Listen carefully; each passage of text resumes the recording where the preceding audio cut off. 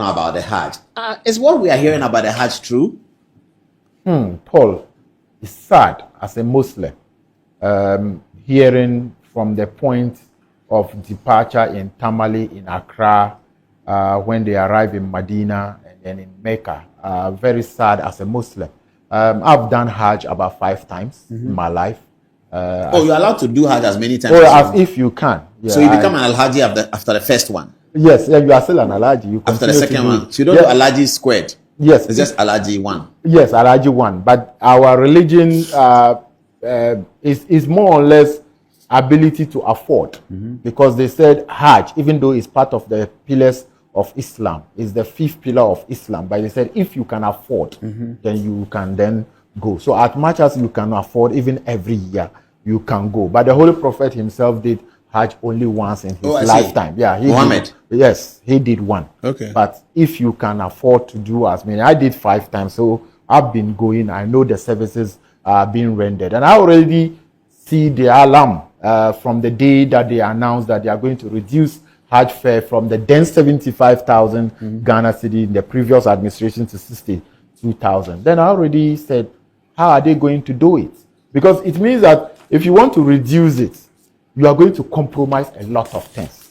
Quality on the course, the airline, the feeding, and where the people will be staying. But I realized that this government were doing more politics of the Hajj rather than caring for what actually will happen at the place. So they reduced the fare by 13,000. That is recommended to what the NDC government did.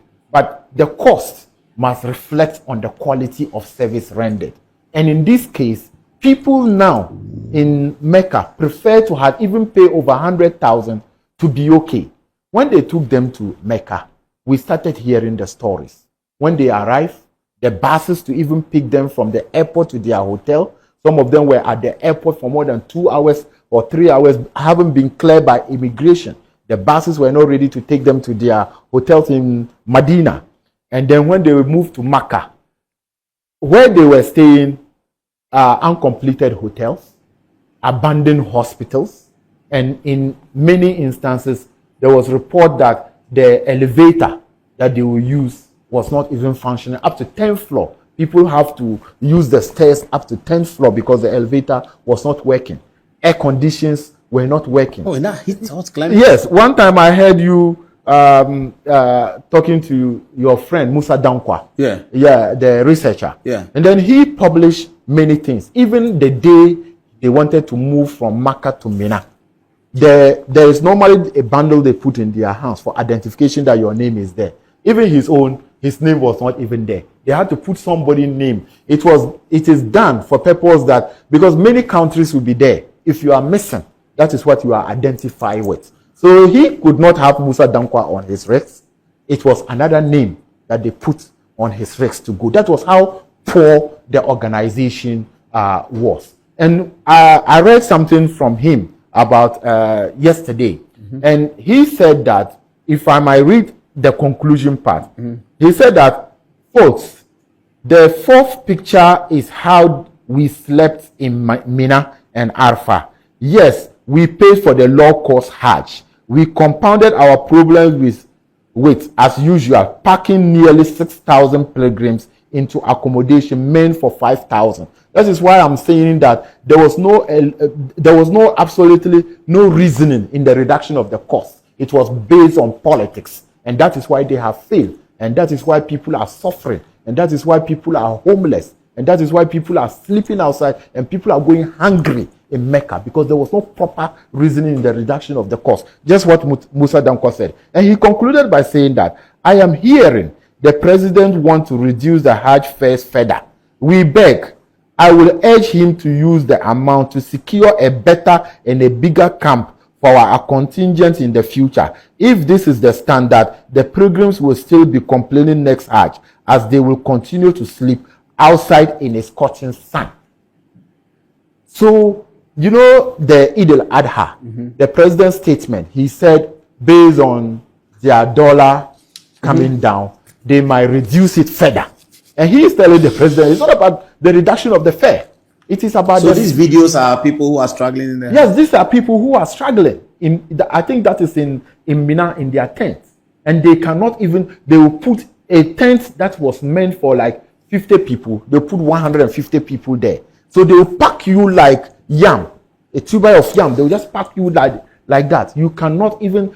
A toilet that you're supposed to use that is meant for like 20 people, you have like 100 people who are queuing to use that toilet. The services being provided to them, Paul, is very bad. And I feel very sad as a Muslim. And that, moving forward, we need to take politics out of the organization of Hajj. If members or if pilgrims are to even pay 200,000 Ghana cedi to go, because the religion always not make it mandatory. It is an optional mandatory.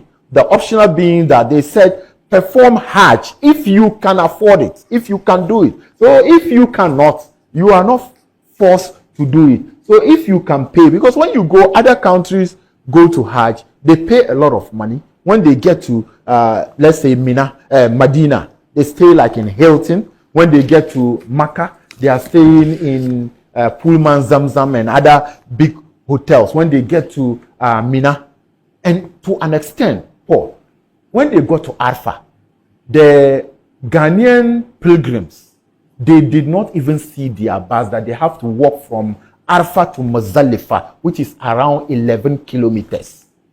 People have to walk from Arfa to Muzdalifah and sleep in Muzdalifah. Ordinary from Muzdalifah, you already walk from Muzdalifah to Jamarat. That is where they do the stone throwing. But to allow or subject Ghanaian pilgrims that they have to walk 11 kilometers from Arfa to Muzdalifah, that they have to walk additional 6.5 kilometers from Muzdalifah to Jamarat. Why are they walking? No car? The cars were not available. The buses that the Hajj task force were supposed to provide to them, they could not. They could not even find the buses. They didn't even know where they are. And even when they came, instead of them taking their time, because you've been out of power for 8 years, how is Hajj organized? There are changes so that you can leave some of the people, the institutional memory, to guide you, so that next year you can be able to, do your own Hajj. They just make it, like I said, the politics. They will sack everybody to go. Even last minute, issuing of visa was a problem because their IT system had crashed, that they could not even issue visas and other things. Because during the MPP time, when I was a member of the Hajj board, the first instance was that when we are doing the visas, the executive secretary, Alhaji Farouk, will make sure that those who fly from Tamale, he will issue their visas first. Mm-hmm. Because normally Tamale have about 4 or 5 flights. And then he will now come and issue Accra. Because before Tamale, they do 2 days resting period and start Accra. This task force were just issuing visas anyhow. So when they got to Tamale and the plane was there, the first flight, the number of people who were supposed to fill the flight to fly from Tamale were not enough, because they did not issue enough visas in Tamale. So they had to beg people from Accra who had visas to come to Tamale and fly. The first flight left with 18 empty seats in the first flight from Tamale, because there was poor planning in the entire process. So moving forward, I had made a statement in Parliament with regards to how this Hajj matters, and then when the way they are suffering, to the effect that members or our leaders, our imams, our mothers, our fathers will be sleeping outside in a hotel. That is completely unacceptable. To the effect that our pilgrims will be sleeping in hotels that there is no air condition. That is not acceptable. Okay, so to the extent have you spoken to Alhaji Collins Dauda about this? No, I haven't, because he led the task force. What about Honorable ABF Husseini?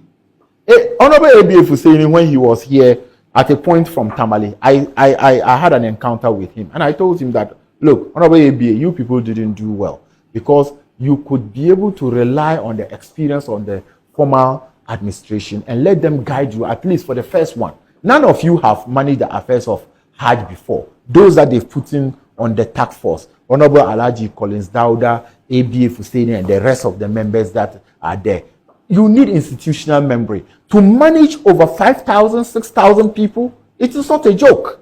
So we are of the view that when they return, in fact, we have filed about 4 or 5 questions in Parliament for the minister responsible for local government, because they've added chieftaincy and religious affairs to local government, so that he can come and answer those questions. So he's coming to Parliament this week? Yes, no, we have filed the question. The speaker needs to admit and advertise it. And when they advertise it, the minister responsible will come and answer these questions. But Paul, is very sad as a Muslim. And then I will just urge the NDC government to try to do away politics with religion.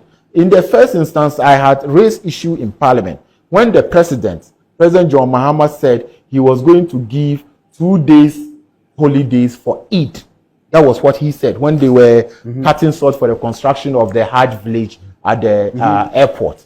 But Eid al-Fitr, we got the 2 days holidays. But Eid al-Adha, it was 1 day. But that wasn't what President said. President said Eid. And in Muslim calendar, we have 2 Eid. We have the Eid al-Fitr and we have the Eid al-Adha. So why even Eid al-Adha, that is the climax, the bigger one, the climax of the 5th pillar of Islam, is more, that is where the work is being done, because you go and pray, you have to slaughter cow, you have to do things. That's where you might need 2 days. The 2 days. But it was the minister responsible for Interior only declared the 6th, that was a Friday, as a public holiday. Apart from that, nothing was done. I raised the matter in Parliament. The majority leader said the president only promised Eid al-Fitr. But if you are going to give us Eid al-Fitr as a holiday, we need the Eid al-Adha too. So we are waiting for them to bring the amendment into the Public Holidays Act to see how it will be affected. But we appeal to the president that he should add the Eid al-Adha, because we need the Eid al-Adha even more, because the Eid al-Fitr is just a 1 day after the fasting. You do 1 day for the Eid al-Fitr. But Eid al-Adha is a festival on its own that climax the Hajj process. And for that matter, we need that 2 days. And I have appealed to the speaker, because the current speaker, he cares a lot and have been supporting a lot on the Muslim caucus. He has sponsored and have been able to aid us to go to Umrah almost every year for the past 5 years. If they don't even do it and they bring it to Parliament, members of Parliament, I'll urge my colleagues to join us to actually even amend to make Eid al-Adha too. If the president doesn't do it, we can do it as members of Parliament. It's very important. Let me take a final.